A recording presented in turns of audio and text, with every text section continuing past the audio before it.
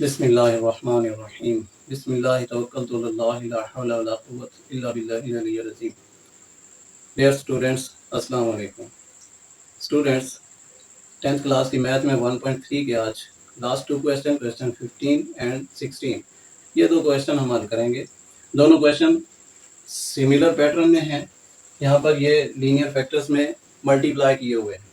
अब उसने हमें कहा कि इन्हें सॉल्व करें जी, वैल्यू ऑफ एक्स फाइंड करें। तो वैल्यू ऑफ एक्स फाइंड करने के लिए हम ट्राई करेंगे कि भाई ये कोई अगर क्वाड्रेटिक फार्मूला में कन्वर्ट हो सकती है, किसी और वेरिएबल में कन्वर्ट करके ट्राई करेंगे। हमने इससे पहले ये सीखा कि रिप्लेस कर दें, कोई वैल्यू रिप्लेस कर दें। तो यहाँ भी चेक करेंगे कि क्या कोई वैल्यू रिप्लेस हो सकती है, अगर हो सकती है तो कैसे हो सकती है, ये चीज़ चेक करेंगे। ये पहला क्वेश्चन 15 क्वेश्चन मैंने यहाँ लिख दिया। 4 फैक्टर है, मल्टीप्लाई हो रहे हैं, एक साइड 0 नहीं है, 192 लिखा हुआ है। आप इन फैक्टर्स को गौर करें, क्या इनके लास्ट वैल्यूज को ऐड करके दोनों के सिमिलर वैल्यू आती है? ऐसा क्यों चेक करेंगे ये मैं आपको थोड़ी देर में क्लियर करूंगा। आप 1 को 3 में ऐड करें 4 आता है, आप -5 को -7 में ऐड करें -12 आता है। तो 4 और -12 एक जैसे तो नहीं। अब क्या करेंगे, इनकी अरेंजमेंट को थोड़ा सा बदल कर चेक करेंगे। अगर 1 को -5 से मिलाएं, जमा करें, -4 आएगा, और 3 को फिर -7 से जमा करें तो -4 आएगा। ये एक जैसी वैल्यूज आती है। स्टूडेंट, आपके लेवल में यहाँ पर सिर्फ प्लस करने से ही चेक करना है, लेकिन बड़े लेवल में आगे जाकर कुछ सवाल ऐसे भी आएंगे जहाँ मल्टीप्लाई करके हम चेक करेंगे। तो यहाँ ऐसा नहीं है, हमने प्लस करके चेक किया, जो एक जैसी वैल्यू दे रहे थे, तो अब उनको क्लोज करके लिख लेंगे, अरेंज करेंगे।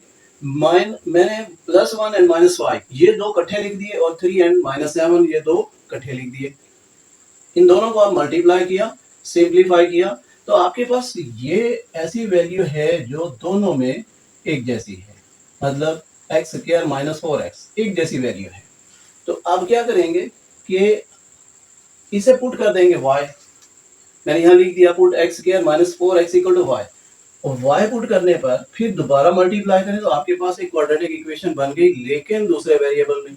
हमने समझो वेरिएबल शिफ्ट कर दिया, अब इसके फैक्टर बनाएंगे। ये थोड़ा छोटी वैल्यूज हैं तो आप फैक्टर बना लिया करें, लेकिन अगर जरा बड़ी वैल्यू आएंगी तो उसे फिर हम क्वाड्रेटिक फार्मूला लगाकर सिंप्लीफाई करेंगे। ये -87 और यहाँ 1 है, इनको मल्टीप्लाई करेंगे -87, और इनके फैक्टर ऐसे बनाएं कि जिन्हें जमा करें तो -26 आए। यहाँ पर -26 है, तो अब मैंने -29 एंड 3 ये दो फैक्टर लिखे, इन्हें ऐड करें -26, इन्हें मल्टीप्लाई करें -87। यहाँ पर मैंने फैक्टर यूज किए, और इसके बाद यहाँ पर कॉमन y -29 बचा, और इधर सेम वैल्यू होनी चाहिए। थोड़ा सा हिंट देता हूँ भाई, आप 3 कॉमन अगर लें, y अकेला होगा, इधर भी तो y अकेला है, तो चीजें जज किया करें। इधर y के साथ कुछ नहीं है, तो इधर जो कुछ है वो कॉमन। आप ये कॉमन लेंगे, और कॉमन लेने का तरीका इसे डिवाइड करके चेक करें। 87 को 3 पे डिवाइड करें, 29, यहाँ भी 29, तो ये 29, और दोबारा से मल्टीप्लाई करके देखा करें कि आपके पास वो इक्वेशन दोबारा आती है, यहाँ पर आएगी। अब आए -29 फिर कॉमन, ये हमारे पास फैक्टर आ गए। इनको 1 बाई 1 0 पुट किया, और फिर दोबारा से y की वैल्यू पुट की, क्योंकि हमें x में आंसर चाहिए, क्वेश्चन x में।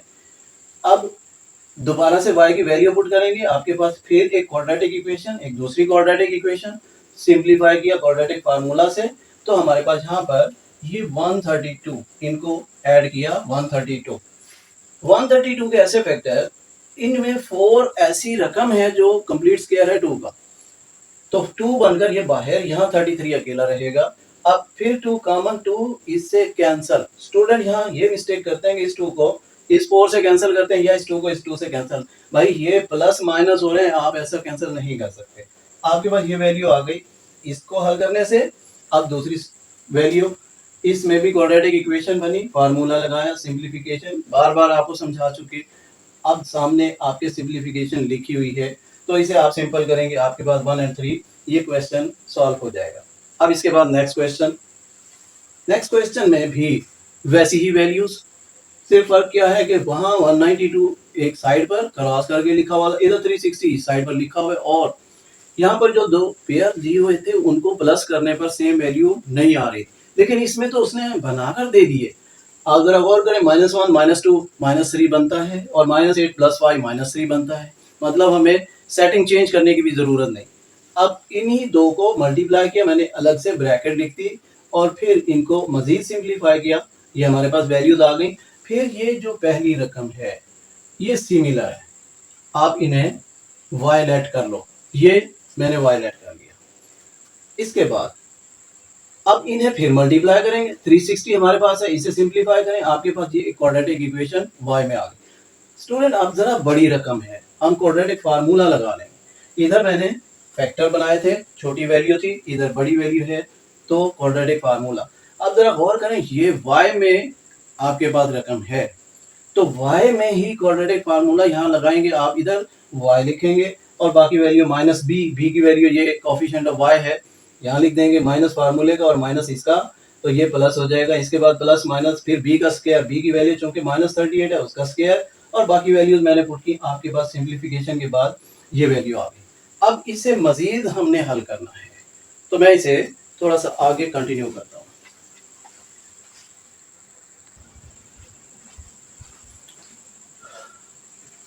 जी स्टूडेंट, ये यहां तक हमने सॉल्व कर लिया, इसके बाद बाकी हिस्सा मैंने यहाँ सॉल्व किया।